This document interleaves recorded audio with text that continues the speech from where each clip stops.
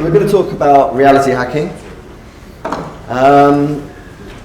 We can now adopt incredibly different visual systems, auditory systems. We can spend time out of body in the third person. We can be body swapping or gender swapping, and we can do all these things in the same day. There's a whole new literacy around this kind of stuff, and this pursuit of new states of perception and forms of experience is leading to cognitive and creative insights about the nature of reality and the human condition. So our perceptual range and resulting behaviour is increasingly predetermined by the technologies, techniques and devices that we're using, and most of them are designed by corporations and the military. So I'm going to show you a lot of different artists actually hacking this stuff and actually showing how it can be used for good. We're going to look at a broad spectrum of what augmentation can do, and also look at a lot of the dangers. And we're going to go beyond VR and AR to sensory augmentation and perceptual adaptation. So in terms of altered states of consciousness, there's tons of them. I'm really interested in combining a lot of the analog techniques with the technologies, and we'll talk about things like moist media, which is Roy Ascott, where he recommends going into VR or AR and actually doing psychedelics in combination. David Eagleman, his brilliant TV series called The Brain, he talks about the brain being a black box, and we can apply different peripheral devices to the brain, and basically the brain will accept that signal. So the eye only sees what the mind is prepared to comprehend. So this is the framework. We're chained to a limited range of perceptions, and as a result we're subscribing to a specific version of reality. This is our Umwelt. All different species have different types of Umwelt. In an insect will experience the world in completely different ways to we do. We've got the opportunity to shape our tools, but thereafter they shape us. And I'm going to talk a lot about media and the flawed nature of a lot of the media that we're consuming and how that leads to the state of consciousness that we're in. So to properly explore our perceptual experience and design our medias, we must first of all understand the rules that govern our minds and bodies. We've got to be aware that our brain is built to survive, it's evolved to survive, and actually that's kind of not what we want a lot of the time, because we can do that quite well. So we've got to hack it and actually use it to thrive and actually experience more of the 1% visual spectrum and more of the 1% auditory spectrum that we're actually able to experience. So I'm looking at all sorts of different ways this is happening. How many of you have heard of Wim Hof, the Iceman? I actually had a workshop with him in London recently. And what's amazing about Wim Hof is that he's 74. He's running up Everest in his shorts. He's running marathons without water, increasing adrenaline with his mind. And he's doing it with holotropic breathwork. He's got his own Wim Hof method. He's showing that this can be done scientifically. He's a total madman. So what does it mean when we can start to actually have these non-dual experiences on tap? You know, what can we do with technologies? I was part of the Imperial DMT study recently, where 12 DMT disciples were given intravenous DMT and told to draw what they saw. And what was amazing was to see, I was number 7 in the study, and what was amazing to look back on the previous drawings and to see how similar what we're drawing. This study's actually coming out now with the results being announced even recently by David Nutt. So I'm really interested in all these different ways where we can enter different dimensions. I'm really interested in mapping consciousness and looking at all the different entheogens to see which dimension we go to with which plant.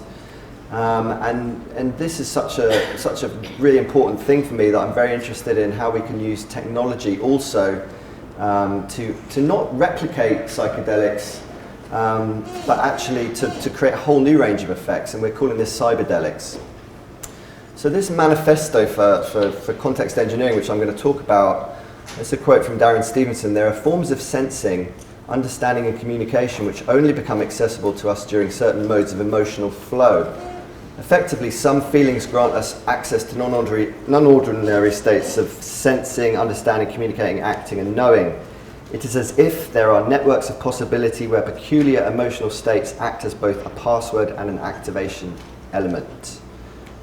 So we've got tons, like I've mentioned, lots of different ways of doing meditation, lots of different techniques. I've mentioned moist media, where we're combining the digital technologies with psychedelics and entheogens. Really interested in holotropic breathwork. If you haven't tried it, I highly recommend it. I was also involved with the LSD study at Imperial, and the control group, when we were in hospital for 3 days, the control group was holotropic breathwork.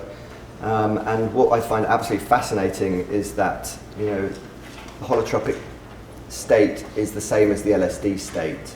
So what you do with holotropic is you shut down your frontal lobes, and it is an analogue of the LSD experience. So what other activities shut down the frontal lobes? A lot of the exciting stuff coming out of Imperial shows that this is a common trait in a lot of the entheogens. We can do this also, as Luciana's mentioned, the hypnagogic light experience, the Pandora star. These are endogenous releases of DMT as well, so we can use technology to do similar things. Trepanation, Amanda Fielding, very famous for drilling a hole in her head whilst on LSD. You can actually watch the video online. What's interesting about this technique is that apparently it puts you in a childlike state, releases pressure to the brain. I would not recommend it. We've got the whole field of nootropics. I'm really interested in how do we actually use smart drugs to actually enter lucid dream states. But this talk's not about taking drugs, it's about alternatives to those non-drug states. So how do we use technology? This is the Shakti helmet, or the Persinger God helmet, and basically this is a very old 60s version of that technique where you actually apply a small amount of electricity when you go into REM, and that actually then triggers you into the lucid dream state. So what does it mean when we actually start to actually have these abilities to go into dream states that we on tap? You know, what does it mean when suddenly we'll get this as a new space? I joke that I never read enough articles, so maybe I'll scan the articles just before I go to sleep, and then I'll actually do the reading in the dream state.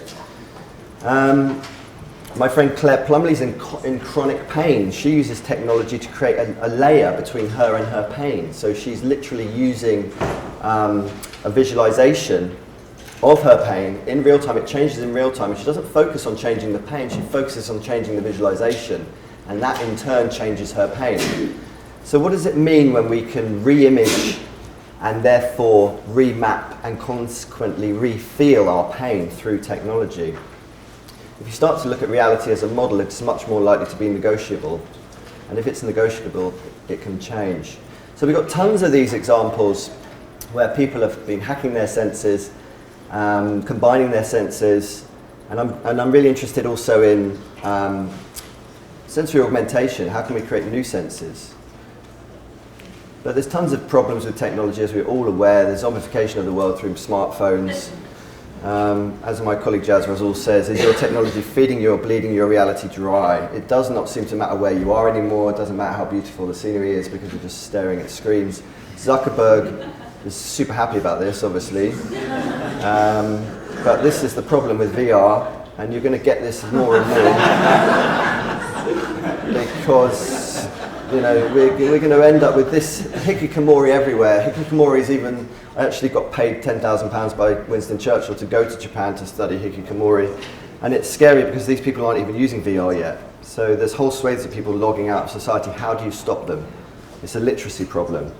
Technology can be invented, but human nature is something we're stuck with.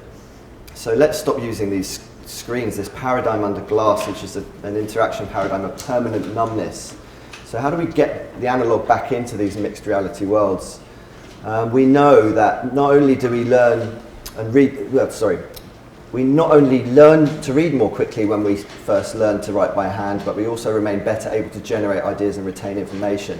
So it's not just what you write, it's how you write it. So it's context central over the content. And we have this revolution coming with AR. One of the main problems with it is that you will no longer be able to forget because you'll constantly be taking photographs of everything you see, whether it's through your contact lenses or through your glasses. It's a disaster because forgetting is so vital. If you've seen Black Mirror, you'll probably know the episode where the couple are like filming everything and they're bitching to each other and they're basically saying, you said this, I said that, no, let's have a look. So they put it up on the big screen, everything's there, total nightmare. So my sort of answer to this is to create a new science called Contextology, which is the science of context engineering. And it's simply this idea that if we want to get into these immersive spaces, just vision and sound is not enough. We need to add more in terms of the senses.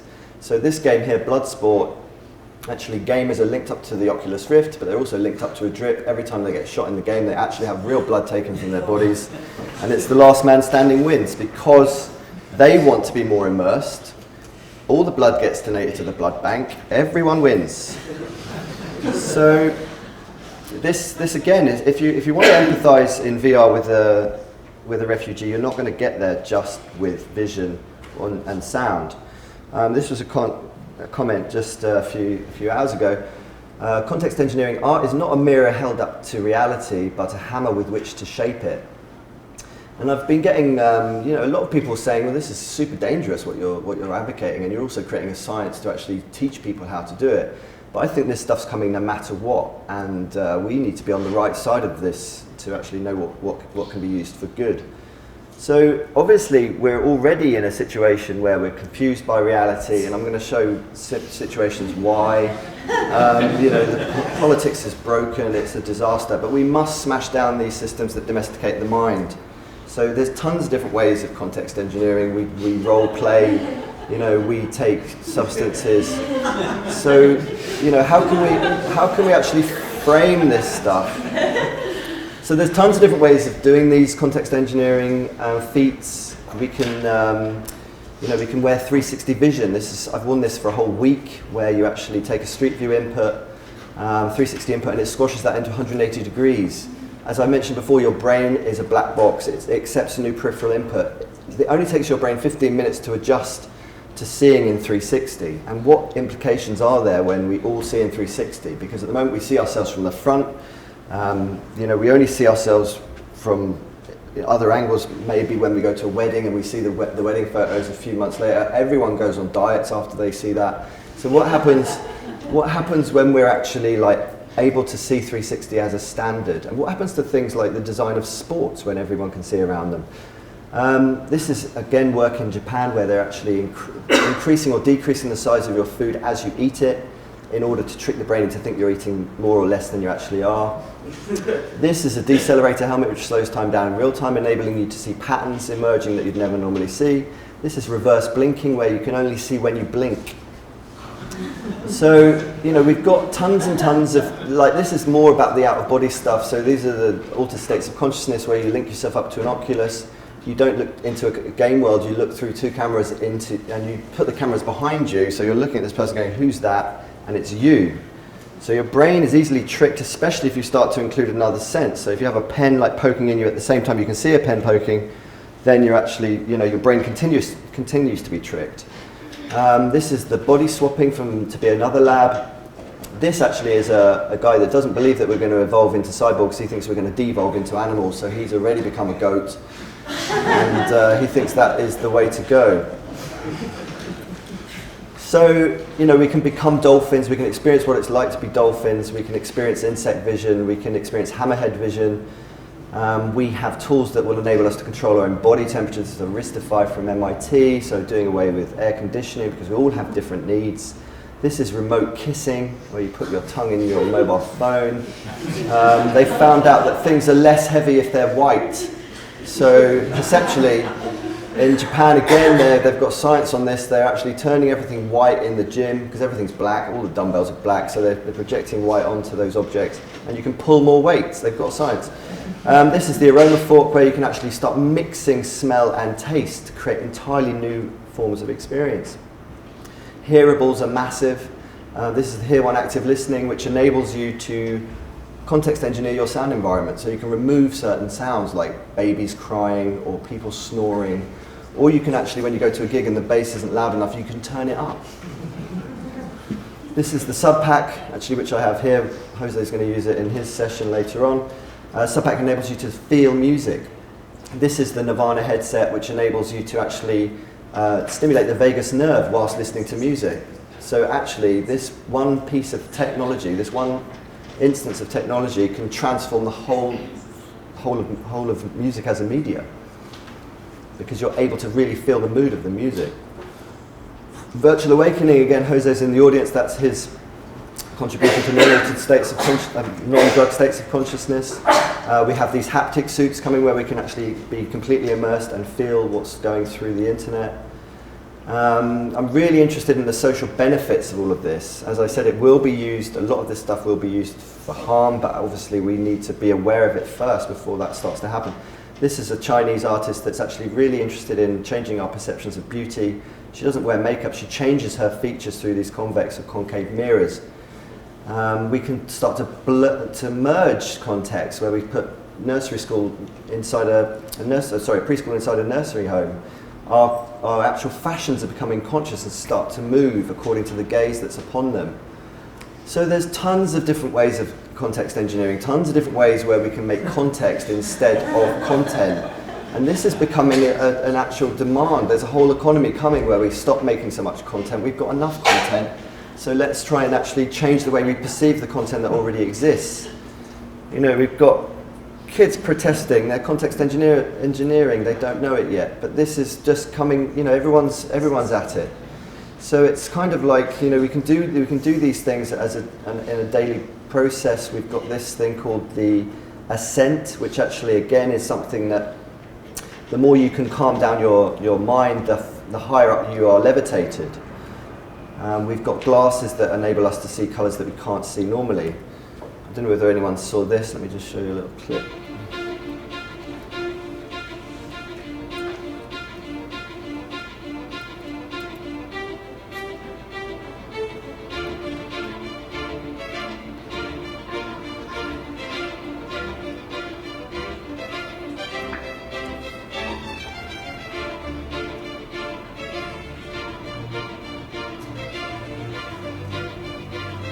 So it's different ways of visualizing, it's different ways of looking at the world and having control over that.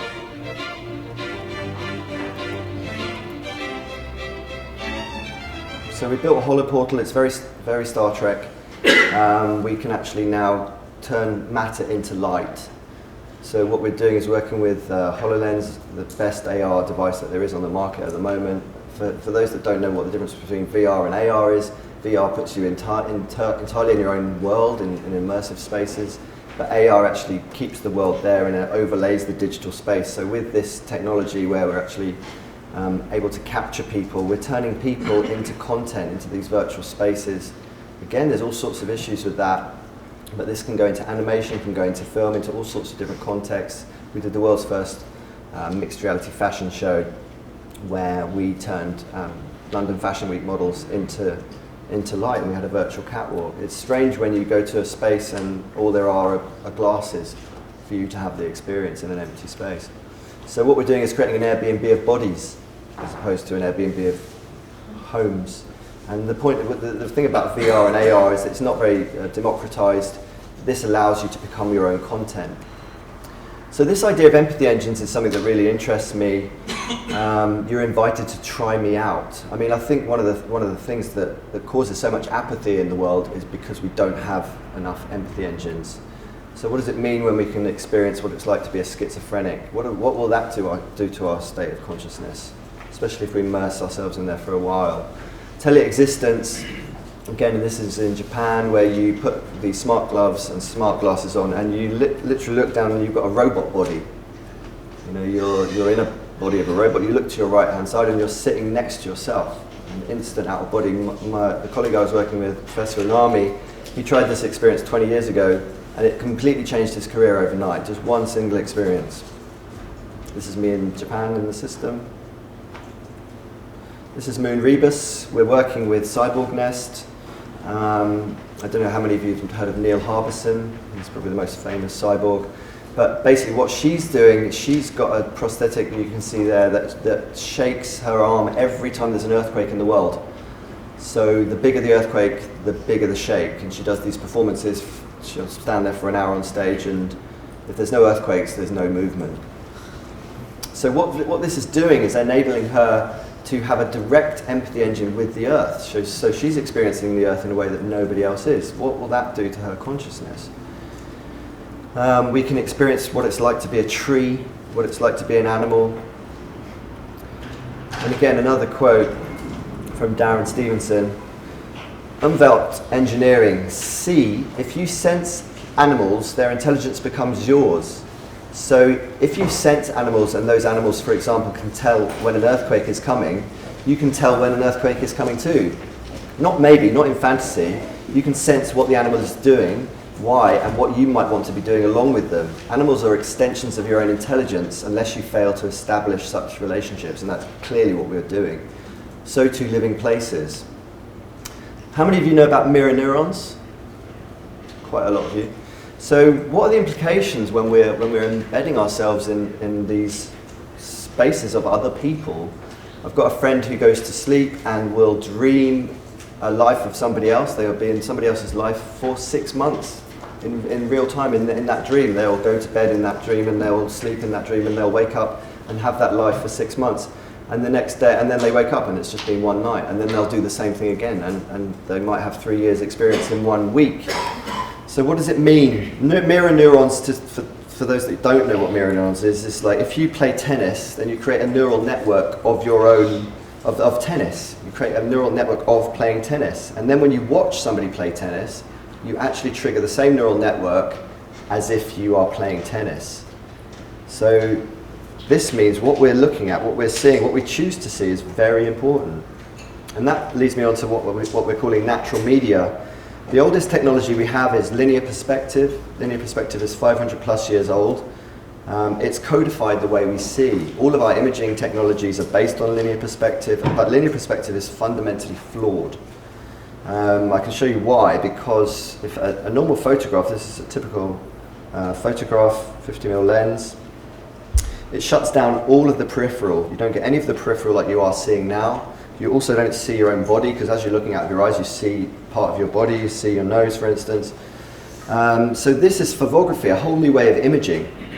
And it includes your entire peripheral vision, so 180 degrees, and as you can see, your body's included in the image. It's very rare to see this represented in any form, anywhere. But if we're talking about wearable experience as a way of creating altered states of consciousness, how do we actually transmit a wearable experience? You don't experience it through traditional photography, which is based on linear perspective, and also all film is based on linear perspective, and therefore all VR is based on linear perspective, and our brain has to do a translation every time we look at an image. You can argue that we do it very quickly, but if we're immersing ourselves in these media, like we are with VR, then that's going to create nausea. So our research question is the potential to develop more natural immersive technologies by broadening the focus of attention to the whole visual field. So again, another example, this is typical photography, 40 degrees shutdown. This is a fisheye lens onto the same scene. This is photography. So what does it mean when we start to represent reality in our artworks, in media as it actually appears? There's a growing discrepancy. We all know when we take a photograph with our phones, it skews everything. And not only does it do that, it also narrows our attention. So these screens, we're getting myopia because we're just looking at fixed distances, and we're again just dismissing the whole peripheral.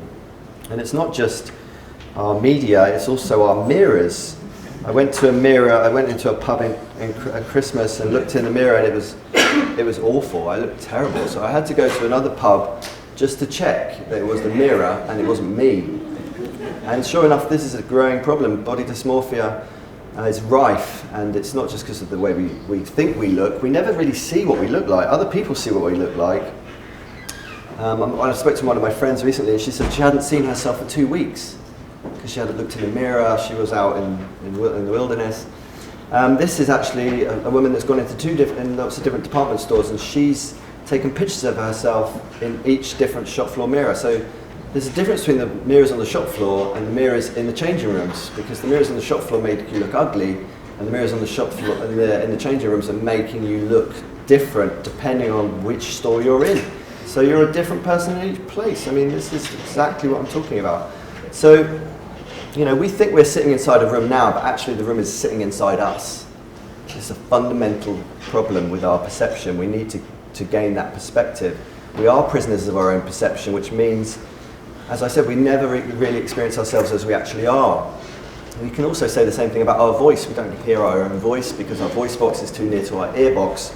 That means you're a prisoner of your own perception, which means you're already living in virtual reality. Fortunately, the brain is easily tricked so that we can start to hack and understand all of this. Really interested in this app now that can age you or turn you into a different race. And I'm really interested in this concept. Reflections in this mirror may be distorted by socially constructed ideas of beauty. You know, let's revamp, let's think about beauty. Like, you know, if we're all wearing AR and we can start adjusting the way everything looks, everything's going to look really, ugliness is going to get a massive currency upload, because everyone will just get bored with beauty. One of my friends put this device on me and basically turned on the pass-through camera, which means, I don't know whether you know about pass-through camera. Pass-through camera means that you can turn any VR headset into an AR headset just by turning on the camera. One of my friends actually lost his glasses on the train, and I just found out about pass-through camera, so I strapped a Google Cardboard to his head, switched on the camera, and because the camera's got autofocus, he was able to see. So, but what was really interesting about this demo was that he turned on the Simpsons filter, so everything was the Simpsons colours. So it's almost as if, imagine a situation where you decide what you're going to wear, but then you decide how you're going to see. You know, am I going to have the Simpsons filter? Because basically all of you would still be, you'd be in Simpsons colours with that filter on. So this is also true of the other senses. This is also true of sound. Photography is a visual thing, but if you think about MP3s, they also totally disrupt and destroy the peripheral. They remove the dynamic range of the sound. And as George Harrison says, music houses the entire context. So we really need to be aware of what we're doing with our media and how much that's affecting our consciousness, even before we start to augment those things. A great exercise you can try, again, is just stare into your peripheral vision. Stop using just your focused vision, which is what we're going to get with constant mobile phone use. Start to just stare into your peripheral vision. This is actually an exercise done by athletes before a race, because it entirely calms your whole body, your whole physiology down, just by staring into your peripheral vision for a few minutes. So, one of the other big projects we're working on is sensory augmentation. So one of the first ways of trying to understand where north was a project called Feel Space. You would wear this belt for a number of weeks, and then you would take it off and you'd know where north was. It would be a new skill, a new sense. We've gone further with this with Cyborg Nest, and this is the North Sense project. So this is, these pins are body pierced into you, and you wear this thing on your chest, not inside your chest, on your chest, and it vibrates every time you face north. What's fascinating about it is this idea that the compass was not invented for navigation. It was actually invented for divination and feng shui, and it was used for that purpose for 1,000 years. So the Chinese were actually using the compass to actually locate energy spots where they would place buildings. So can we regain this lost knowledge? Can we say that this is a super sense and it will affect all the other senses?